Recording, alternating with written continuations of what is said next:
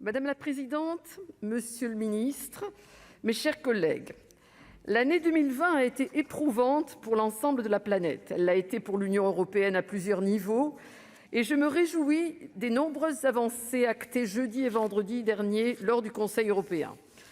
À l'heure où l'Agence européenne du médicament doit donner son autorisation de mise sur le marché pour les vaccins contre la covid-19, je salue la conclusion de contrats d'achats anticipés par la Commission européenne, ainsi que les volontés toujours plus grandes de coordination. Il est important que les peuples européens puissent avoir accès aux vaccins en même temps et qu'ils soient bien informés. La coordination doit s'intensifier dans les domaines des tests, mais aussi des certificats de vaccination. La santé au sein de l'Union européenne, ainsi que le partage d'expériences et d'informations doivent être plus intégrés. Je plaide pour une union de la santé dont nous devons définir ensemble les contours pour qu'elle soit efficace et parfaitement complémentaire avec les systèmes nationaux. Les conclusions du Conseil européen sur ces sujets vont dans le bon sens. L'autre point positif dans ces conclusions, l'accord obtenu sur l'objectif de réduction de 55 % des émissions de gaz à effet de serre à l'horizon 2030. C'est une étape importante vers la neutralité carbone de l'Union européenne pour 2050. Nous sommes conscients de l'effort que cela représente pour plusieurs pays membres très dépendants du charbon. C'est pourquoi un accord sur un objectif commun était si important. En 1950, Robert Schuman nous proposait de créer la Communauté européenne du charbon et de l'acier, point de départ de la fabuleuse histoire de l'Union. Quel plus bel hommage que de faire de la sortie du charbon un nouvel objectif commun aux Européens.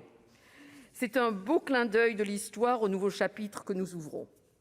Les États membres ont aussi décidé de renforcer les restrictions et sanctions envers la Turquie en réponse à ses actions provocatrices. Missionner Josep Borrell pour faire un état des lieux de la relation entre la Turquie et l'Union européenne me semble être un bon début. Mais dans ce cas de figure, je voudrais souligner que l'Europe doit être flexible et agile pour répondre efficacement et rapidement aux situations qui peuvent la déstabiliser. Nous devons protéger nos territoires, nos valeurs et nos citoyens. N'est-il pas temps de se doter d'une vision commune dans notre politique extérieure et les moyens à notre disposition ? Enfin, impossible de ne pas évoquer la levée du veto de la Pologne et de la Hongrie à notre budget et notre plan de relance européen. L'Union n'a pas cédé sur le respect de l'État de droit et c'est heureux. Les peuples européens ne nous auraient pas pardonné ce coup de canif à nos valeurs. Mais j'aimerais noter que l'Union européenne a su faire preuve encore une fois de compromis et d'unité face à la crise. Il était important toutefois de répondre aux appréhensions de certains États.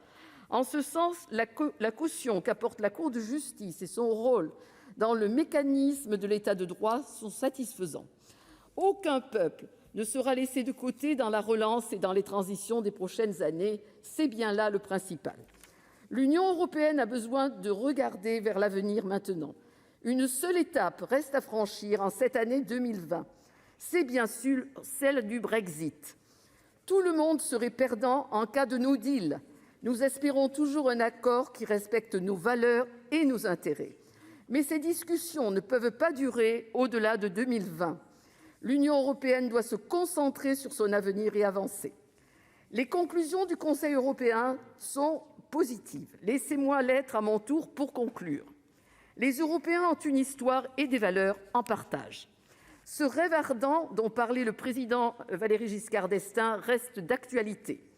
Nous devons reprendre le flambeau et perpétuer son désir d'Europe avec notre jeunesse, force immense, innovante et créative.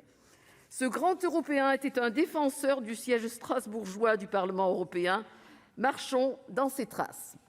Valéry Giscard d'Estaing ne s'était pas trompé quand il nous a enseigné qu'il ne fallait pas seulement consulter les Européens, mais les associer.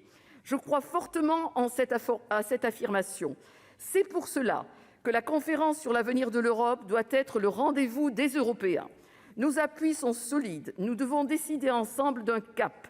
Les dernières crises européennes nous ont montré que parfois nous ne regardons pas tous dans la même direction. C'est un fait.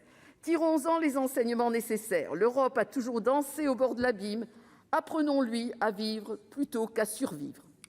Le président Valéry Giscard d'Estaing et le chancelier Helmut Schmidt nous ont demandé de réussir à réaliser le rêve européen. Faisons de cette exigence notre avenir. Je vous remercie. Merci.